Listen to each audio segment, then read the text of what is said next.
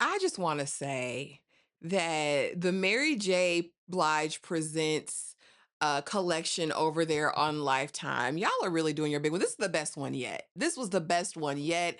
And I am talking Mary J. Blige Presents Be Happy that premiered Saturday, February 7th on Lifetime. And y'all, this was a good watch. Only apply that. Get it, don't be timid when you ain't apply that. Love a bone, give along, leave it. I don't want no trip, baby, say like My name is Ashley, and this is My Sweet Perspective, where I give my take on all things TV and movie related, and I am here to put you on, okay? Welcome back to the channel. We are back to talk Be Happy, honey, because it was a time to be had over there. I had the privilege of getting screeners for this one, so I've been sitting on it for a little bit, but listen, it was good, and I knew the girlies were going to love it, and I think it's worth a conversation. We'll definitely be coming live and discussing this more in detail, but I did want to come and give my overall thoughts and give you guys a rundown of what happened. So, spoilers ahead. If you have not watched it, go watch it and then come back and we can chat in the comment section about all of the things.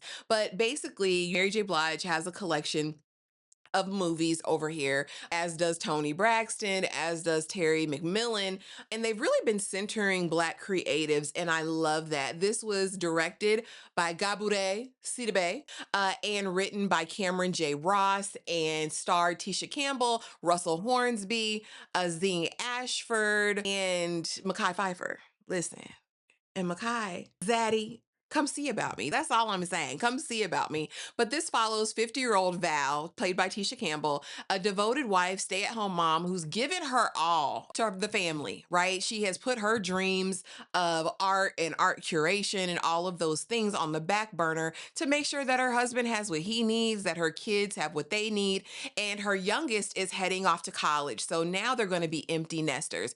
What you don't know instantly is that this marriage has become a bit loveless, especially in the bedroom. This man has not taken her down in 3 years. It's their anniversary. She done put out her good nightgown, and two pump chump is not willing to give her not a single pump. He won't talk to her. He won't talk to anybody else.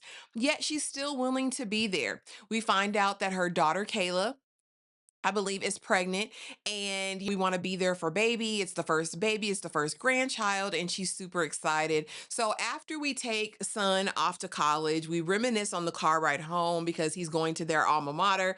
And you remember this when we used to jam and the Be Happy song comes on and we're feeling the vibes. And she's like, you know what? We need help. I've been talking to the girls, and the girls are her friend group. We have Miss Pat over there. We have Maya Wilkes' mama. It's cute. And she's like, I think we need to talk to somebody. I think we need help because something's not working. You haven't touched me. We're not communicating the way. And Two Pump Chump just doesn't think fat meat's greasy. He does not think that fat meat is greasy. Ross is in his own world with his own cars. He thinks it's enough just to provide. And we get that, especially from a certain generation. And don't get me wrong, providing is a part of it. And I love that for them. But after almost 30 years together, you guys have to have more than that to keep you together. And so she's been asking him to retire. He's of the right age to do so. And they seem fine, a beautiful home, a nice family, all of these things, but it's not enough. And he is not willing to tell or give anything to her. So she decides she's going to go because Kayla's almost due. So might as well, let me go to New Orleans where my baby is and let me help her prepare. But while she's there, she begins to find herself. She starts going to art galleries. She discovers NOLA fully, the food, the culture, the music, all those things, and really living her best life and meeting people. And so she goes to an art gallery and she's obsessed with art. She loves it. And she likes to talk to herself out loud about it. You see what he's doing there? And so this art gallery owner who's recently lost his mom, he's carrying on his mom's dream of having this art gallery. And he's like, you know what? You know a lot about art. She's like, yeah, well, I kind of majored in fine arts. I went to school for this. And he's like, I want you to curate more about this than me. And so very quickly, she's found her niche there in New Orleans. And it's like, I'm living my life. And so one day, she's guiding a tour and she is talking about this photograph piece by this author or this artist, Mosley. Peter Mosley. And she is like, this was his intention. And he was like, I think I'm so and so. Mind you, she doesn't know this is Peter Mosley replying to her words about the piece. And so as soon as he dips out, the art gallery owners, you're going to see more of him. He'll be there tonight. This is his exhibit. These are his pieces.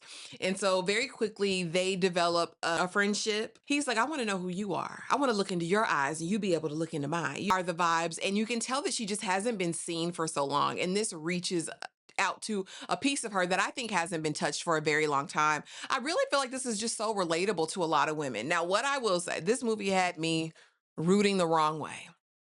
It had me going against my morals because I'm going over there with Mekhi. Now, the only thing I would have done differently is I would have had to get a divorce from Two Pump Chump first. I'm not doing it. I'm not stepping out. I'm not committing adultery. However, with Mekhi, it would have been tempting. Get them papers as soon as the ink dries on them papers. But also, there's other things to consider. And I will say this, when you have invested more than half of your life into a relationship, I think there are things you can do and should exhaust, right? Before taking the step to leave said marriage, you do make vows for life. However, I feel as though when your partner is holding out on you, is lying, is not communicating, is not willing to get help, what can you do in that moment, right? And so, anyway, she does something a lot of people would have done.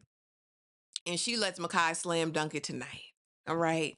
And he took her down through there, y'all. And I didn't expect for it. I didn't know we was gonna see the rodeo show. I did not expect that. But what I did enjoy about this movie is that they showed that people of a certain age don't just lose it. They don't just lose their sex drive.